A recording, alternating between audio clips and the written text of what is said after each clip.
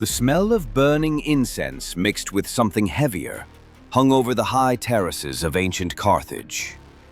Below the temple of Baal Hammon, the city's elite gathered in solemn procession, not to mourn the fallen of war, but to offer them. Bound in linen or fine cloth, the gifts to the gods were carried not in reverence but in resignation.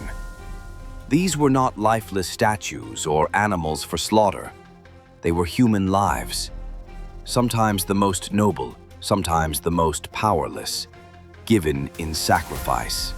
According to the 1st century BCE historian Diodorus Siculus, 200 children from noble families were publicly offered to the gods.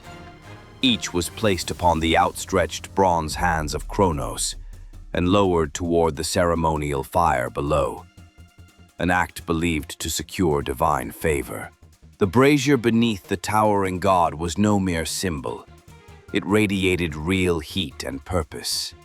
The statue's hands were angled downward, designed to guide the offering toward the flames below. This was not poetic devotion.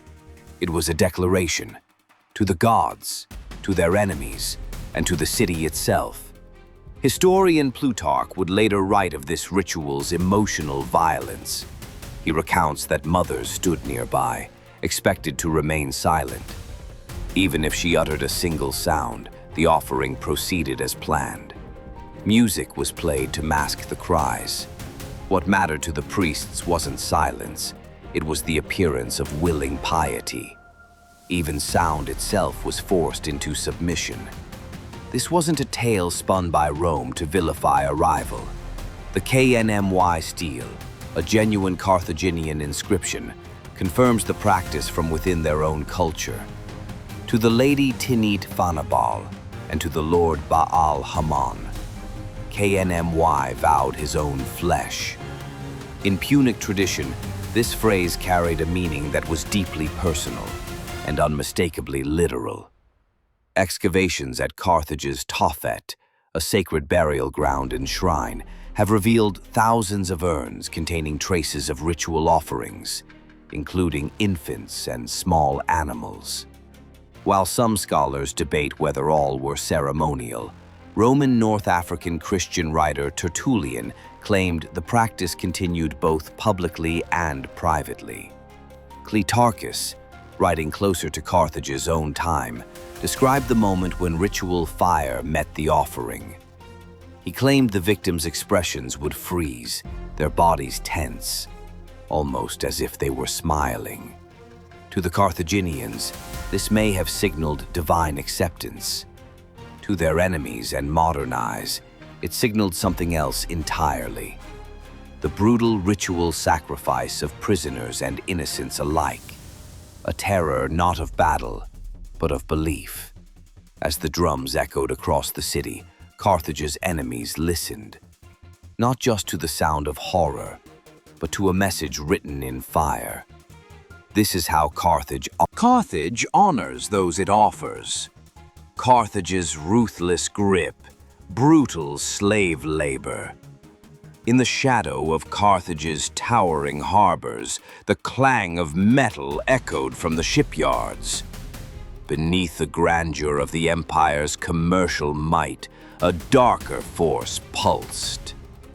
Rows of enslaved captives, men, women, and children seized in war, moved under the whip, building the very heart of Carthage's economy. These were not Carthaginian citizens, nor criminals of their own society. They were foreign enemies, dragged from conquered cities, chained by conquest, and condemned to toil beneath one of the ancient world's wealthiest powers.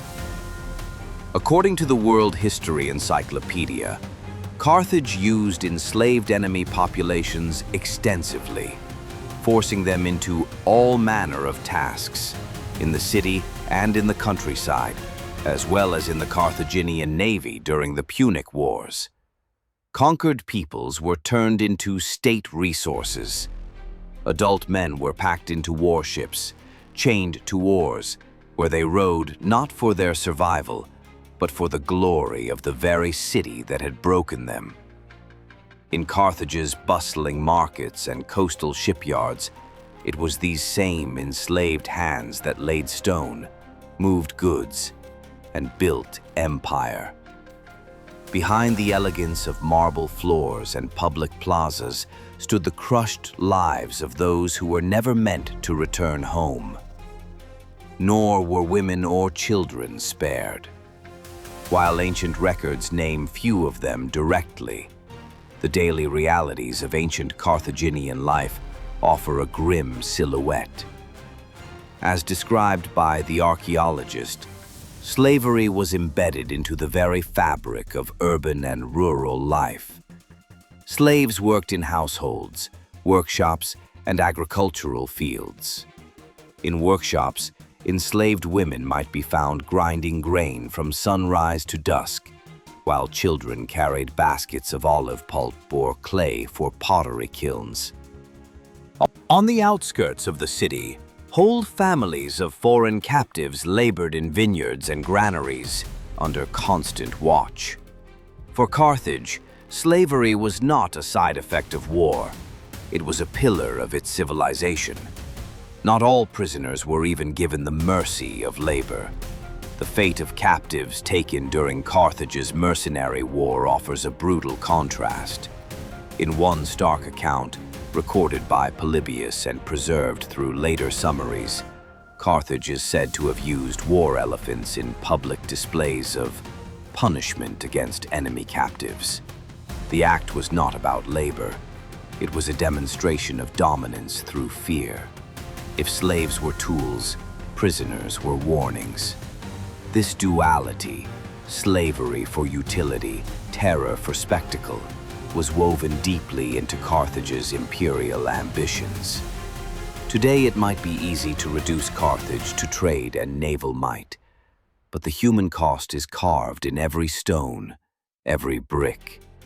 Thousands of lives, silenced and often burned, bore the weight of a city's glory. From the altars of Baal to the harbor's chained rowers, life in Carthage demanded obedience and sacrifice. Even those who survived the physical trials were psychologically bound, living in fear, in awe, and in submission. Polybius and Diodorus offer glimpses, but archaeology at Carthage provides the most tangible evidence. Bones, urns, and inscriptions testify to a society built on sacrifice. Some urns show signs of cremation. Others contain infant bones carefully placed, ritual and punishment intertwined. Even modern excavations, despite centuries of decay, cannot erase the emotional gravity of these discoveries. Through fire and labor, through stone and ink, Carthage's story is one of human endurance and unimaginable sacrifice. It's a lesson that the splendor of empire is inseparable from the suffering it exacts. As historians sift through texts, inscriptions, and ruins, the echoes of these lives continue to resonate. Carthage thrived, expanded, and ultimately fell. But the human stories of devotion, terror, and labor remain etched into history, waiting for us to see, understand, and remember.